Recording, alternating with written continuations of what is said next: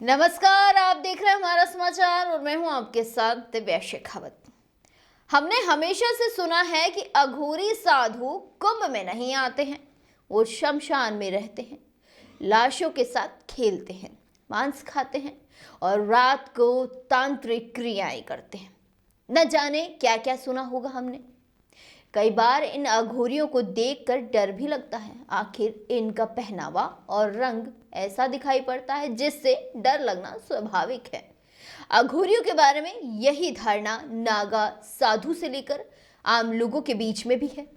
कहा जाता है कि अघोरी जहां पूजा करते हैं वहां भगवान गणेश और गौतम बुद्ध की मूर्ति के हाथों में मूंड रहते हैं। सफेद कपड़ों में आपको अघोरी दिखाई पड़ते हैं। दरअसल अघोरी साधुओं का कोई अखाड़ा नहीं होता। अघोरी साधु बनने के लिए कठोर परीक्षा देनी पड़ती है, जिसमें कम से कम 12 साल का समय लगता है।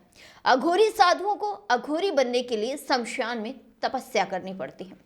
अघोरी साधु शमशान में किसी मुर्दे के ऊपर बैठकर या फिर मुर्दे के पास बैठकर कठोर तपस्या करते हैं। अघोरी साधु के बारे में कहा जाता है कि वो जानवर के खाल से अपना तन ढक के रहते हैं।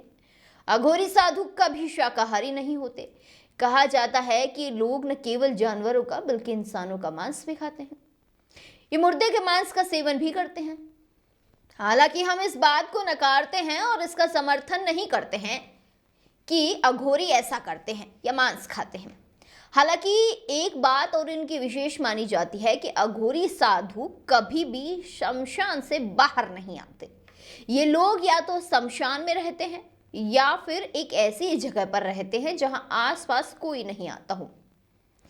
कहा जाता है कि अघोरी साधु तांत्रिक साधनाओं के लिए ही जाने जाते हैं और कहा तो ये भी जाता है कि इनके पास रहस्यमयी शक्तियां होती हैं।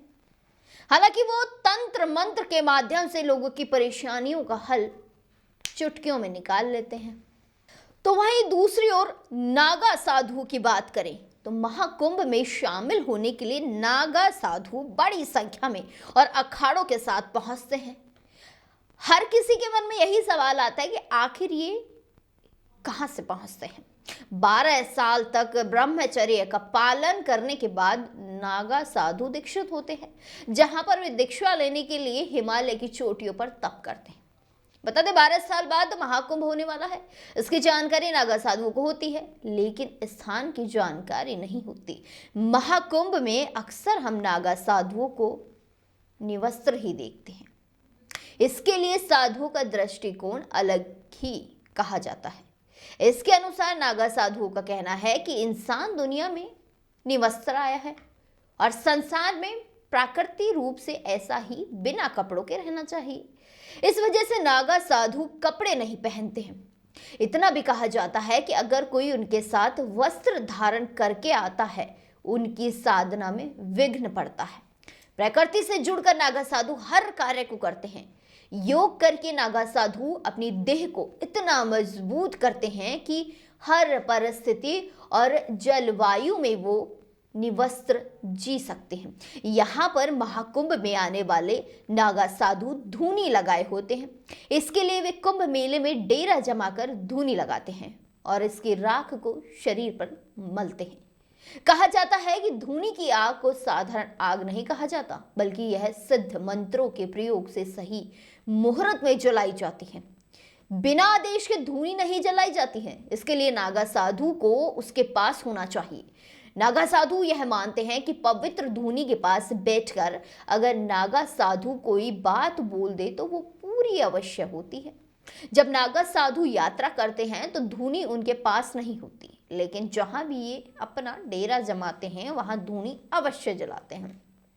ये कहां से आते हैं, कहां जाते हैं, ये सिर्फ और सिर्फ नागा साधु ही जानते हैं। चलिए आज के लिए फिलहाल बस इतना ही। जुड़े रहिए हमारा समाचार के साथ। नमस्कार।